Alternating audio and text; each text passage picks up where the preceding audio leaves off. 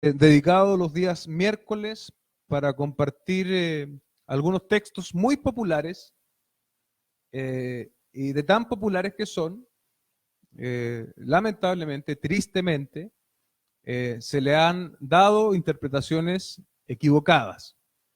Y hoy también quiero compartir un texto de estos, tal vez es muy familiar para nosotros, quienes fuimos formados y damos gracias a Dios también porque nos ha permitido crecer en algún tipo de iglesia más tradicional, con un esquema más tradicional. Gloria a Dios por ello. Y así como todas las iglesias tienen asuntos buenos y otros no tantos, asuntos malos, una de las cosas que se da en general en muchas iglesias tradicionales es que se fabrican eslogan, ¿sí? Y hoy día el texto que vamos a compartir es un eslogan que está dentro del pueblo cristiano y que yo quiero, a la luz de la misma palabra, en el mismo texto, traer claridad. Que el Espíritu Santo use mi vida de manera de poder traer claridad a lo que significa en realidad este texto. Y, y yo sé que usted lo va a recordar, porque esto está en Hechos, capítulo 16, verso 31. ¿Qué dice este texto? ¿Qué dice en Hechos 16, 31? Ellos dijeron, cree en el Señor Jesucristo, serás salvo tú y tu casa. Cree en el Señor Jesucristo y serás salvo tú y tu casa. El dicho muy antiguo que yo escuché desde muy temprano al llegar a la iglesia es que cuando un creyente llegaba a la iglesia, el resto de su familia o de sus hijos se hacía un hijo de la promesa. Es hijo de la promesa, dicen. Y la promesa está vinculada a este texto. Porque ¿qué dice el texto si yo lo leo? Dice, crea en el Señor Jesucristo y serás salvo tú y tu casa. Entonces se formó una enseñanza que dice que basta con que Andrés llegue a su iglesia, a la iglesia de Cristo, y como él tiene fe, el resto de su familia entra en la promesa. Ahora, es lo que este mismo texto en su contexto nos quiere enseñar. ¿Es esta una promesa de Dios para todos los creyentes de toda época? Esas son las preguntas que nosotros tenemos que hacernos constantemente al leer la Biblia. Tenemos que hacer una lectura comprensiva del texto bíblico y hacer preguntas al texto bíblico. Entonces, hoy, como lo hemos hecho otras veces, vamos a, en los 30 minutos que dedicamos, 25 minutos que tenemos el día miércoles, a clarificar qué significa, en este contexto, cree en el Señor Jesucristo y serás salvo tú y tu casa. Es una promesa para todos los creyentes de toda época. Es algo que se le dijo a este carcelero de forma particular. ¿Cómo se aplica este texto para nosotros hoy? ¿Qué implicancias tiene? La verdad es que cuando uno lee la Biblia, tú empiezas a darte cuenta del tema de la salvación como tal. Hay algo que se alumbra en el texto, que sale desde el texto, y es que la salvación siempre es un asunto personal. Amén. La salvación no es un asunto colectivo. Por lo tanto, cuando tú lees el Nuevo Testamento, te das cuenta que la salvación es un llamado particular. Como dice el pastor Miguel Núñez, el reino de los cielos avanza una persona a la vez. Una persona a la vez.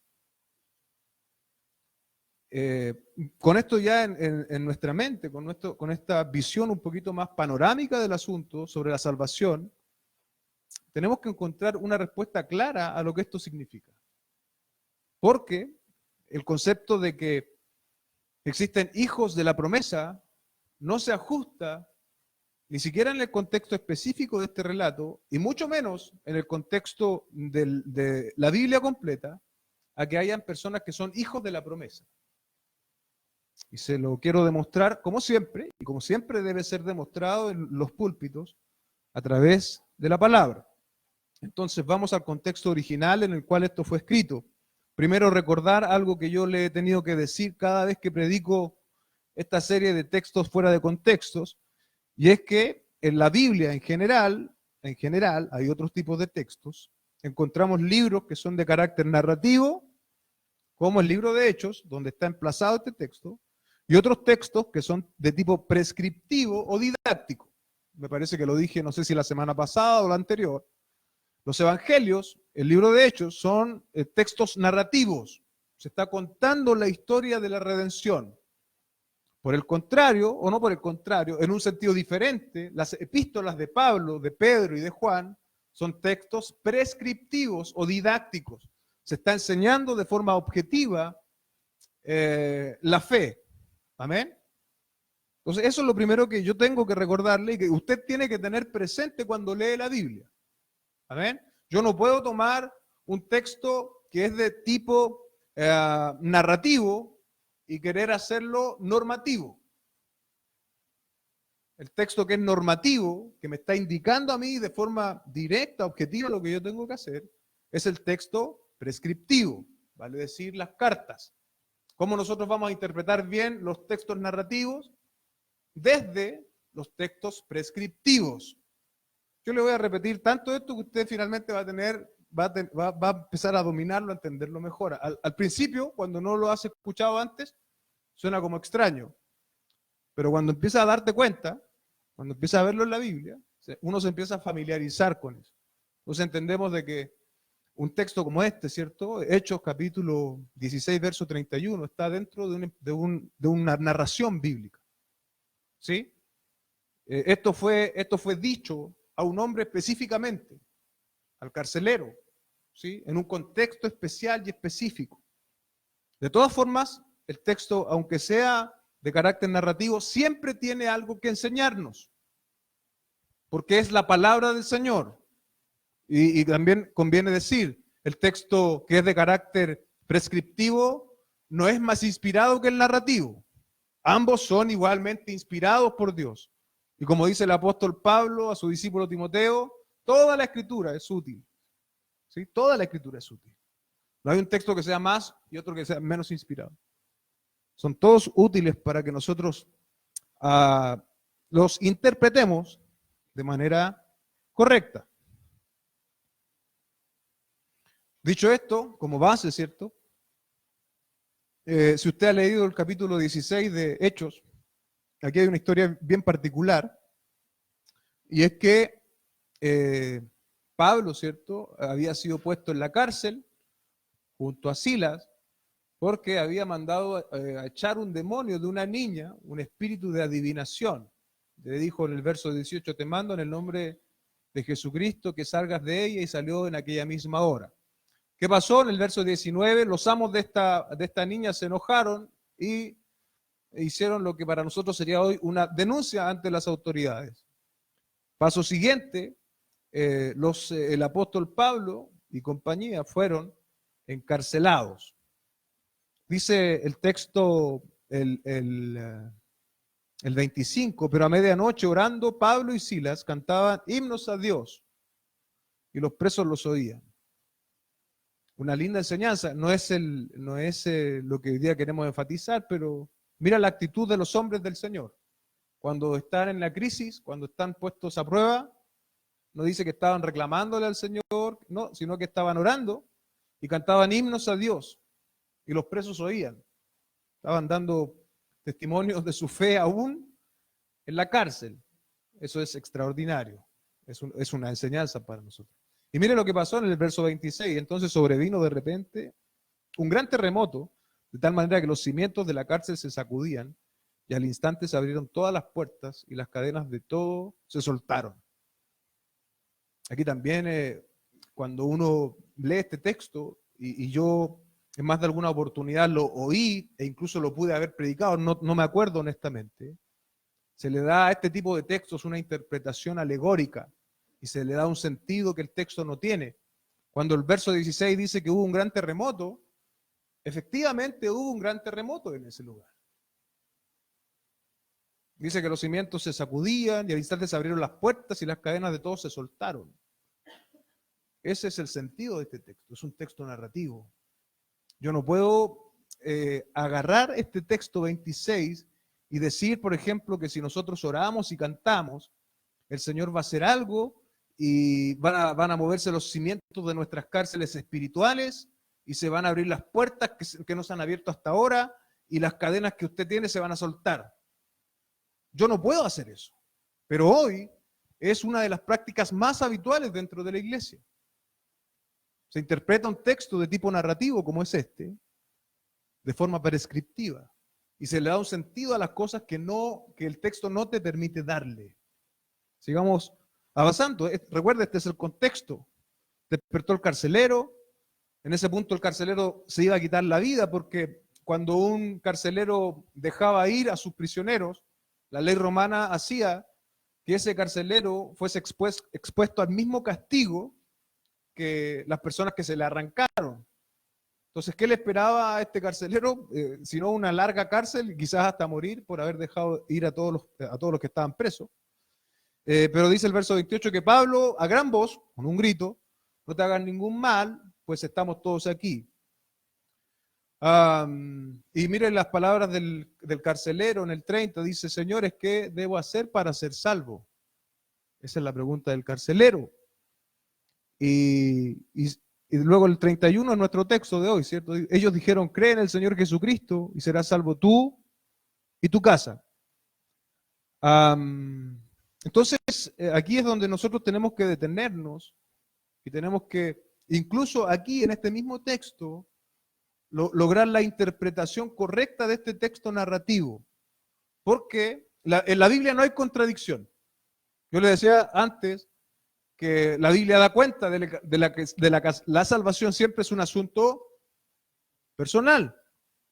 Como aquí la Biblia está diciendo que si ese hombre era salvo, iba a ser salvo junto con él su casa. Alguien podría decir, eso es una contradicción. No, no lo es. No lo es. Y yo quiero demostrarle que no es una contradicción. Trenchard, un comentarista bíblico, dice lo siguiente: fue un principio, una soga que se echa a un hombre que se ahoga, quedando para más tarde la explicación del sentido pleno de la salvación y la presentación de la persona del Salvador Jesucristo. Se lo vuelvo a leer. ¿Qué significa esto? Cree en el Señor Jesucristo y serás salvo tú y tu casa. Fue un principio, una soga que se echa a alguien que se ahoga. ¿Cómo estaba el carcelero en este contexto? Desesperado, ¿cierto? Porque si se le arrancaban los presos, él iba a correr la misma suerte que iban a correr ellos antes. Quedando para más tarde la explicación del sentido pleno de la salvación y la presentación de la persona del Salvador de Jesucristo.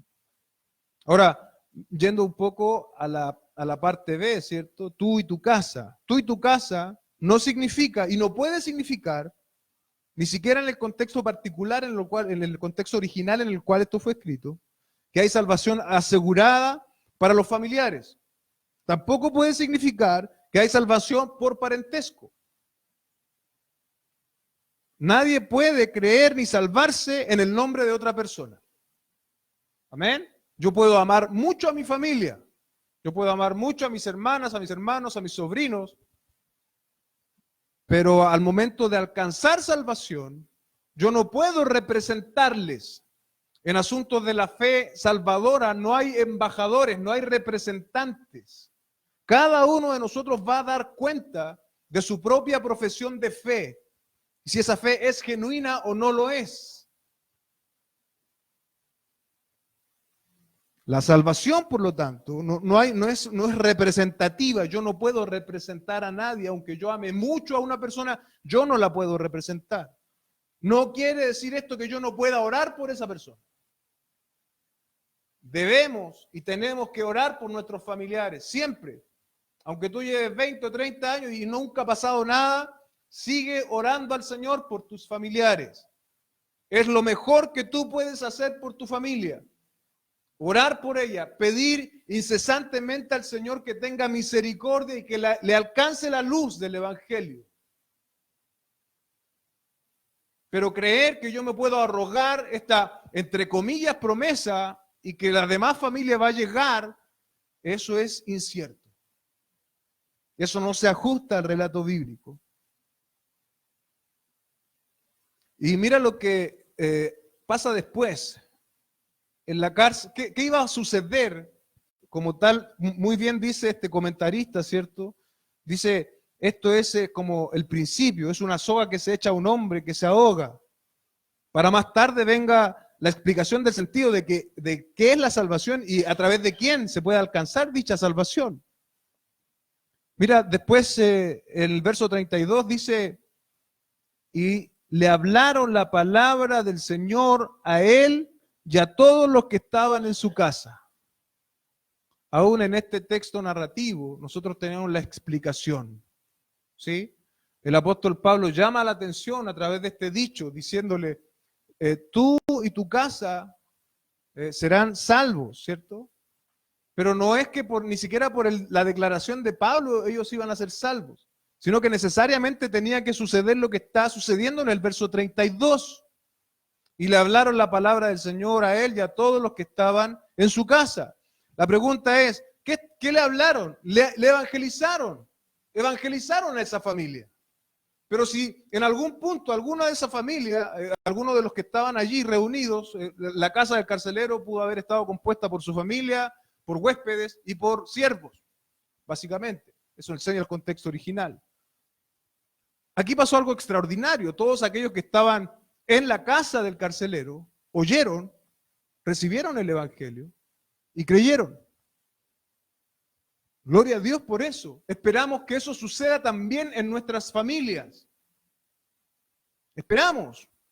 Oramos en esa dirección. Pero otra vez, esto no es una promesa para todos los cristianos en toda época. Aún aquí, en este contexto, estas personas tuvieron que escuchar el mensaje del evangelio. Tuvieron que escuchar la predicación. Y si alguno de ellos hubiese rechazado la predicación del evangelio, no se hubiese dicho que toda la casa del carcelero conoció la verdad. No se hubiese dicho, se hubiese probablemente puesto la excepción. Aquí ocurre algo extraordinario porque también el relato está dentro de un contexto extraordinario. Se nos está contando, ¿cierto?, la historia del libro de Hechos. Muchos dicen que el libro de Hechos no es tanto el libro de Hechos de los apóstoles, sino el libro de Hechos del Espíritu Santo. Porque aquí mismo, un poquito más arriba, usted ve cómo el Espíritu Santo ordena, impide, envía. Es el Espíritu Santo el protagonista del libro de Hechos. Aún en este contexto, y quiero que usted me entienda esto, estas personas fueron expuestas al mensaje del Evangelio. Y en la gracia divina de Dios todos aceptaron ese mensaje. Aceptaron primero ¿quién dijo el Señor que era? Aceptaron qué dijo el Señor que había hecho. Mira lo que dice Juan capítulo 20, 31. Esto es lo que esa familia necesariamente, lo que esa casa necesariamente tuvo que reconocer. Quién verdaderamente era Jesucristo. Juan 20, 31 dice, pero estas cosas se han escrito para que creáis que Jesús es el Cristo, el Hijo de Dios, y para que creyendo tengáis vida eterna en su nombre. ¿Cuál fue la predicación que oyeron en esta casa del carcelero? La predicación sobre Cristo, sobre quién era Jesucristo, Hijo de Dios, y para aquellos que crean alcancen vida eterna por su nombre. ¿Qué hizo el Señor Jesucristo? Un texto que ya debiese ser familiar para nosotros. Hemos pasado en más de alguna oportunidad por él. Primera de Corintios, capítulo 15, versos 3 y 4. Dice, porque primeramente os he enseñado a sí mismo lo que recibí, que Cristo murió por nuestros pecados conforme a las Escrituras, y que fue sepultado y que resucitó al tercer día conforme a las Escrituras. Finalmente, el mensaje del Evangelio también es un mensaje que no se restringe a un tipo de etnia o nacionalidad. y tal vez fue el escollo más difícil que los judíos tuvieron que enfrentar en el primer siglo, porque ellos siempre pensaron que la salvación era, y hasta el día de hoy, los judíos piensan que la salvación es solo para el pueblo de Israel. Pero mira cómo lo dice Pablo en la carta a los Romanos, capítulo 16, capítulo 1, verso 16, porque no me avergüenzo del Evangelio, porque es poder de Dios para salvación. ¿Para qué es el poder de Dios? Salvación. Salvación no es para que nosotros nos entretengamos con el poder de Dios y andemos haciendo desmayar a la gente o que se dé vuelta o cosas así. No, el poder de Dios para salvación. A todo aquel que cree. Al judío primeramente y también al griego. Ya no hay etnia, ya no hay nacionalidad exclusiva. El mensaje de Jesucristo es para todo aquel que conoce el mensaje y que responde en arrepentimiento y fe. El que responde en arrepentimiento y fe alcanza salvación. La casa del carcelero escuchó el mensaje de boca del apóstol Pablo y de Silas y ellos respondieron en fe y en arrepentimiento. Esa es la verdad bíblica y no puede ser discutida. Hechos 16:31 no es una promesa de Dios acerca de la salvación, aún en su contexto original. Y ya lo vimos con mayor claridad solamente al leer el verso 32, donde da cuenta que estas personas oyeron el mensaje, aceptaron el mensaje, se arrepintieron de sus pecados, creyeron en la obra redentora de Jesucristo. Mira lo que dice sobre la salvación, de nuevo, Romanos 10, verso 9. Si confesares con tu boca que Jesús es el Señor y creyeres en tu corazón que Dios le levantó de los muertos, serás salvo. Esto es bastante sencillo de leerlo, pero conlleva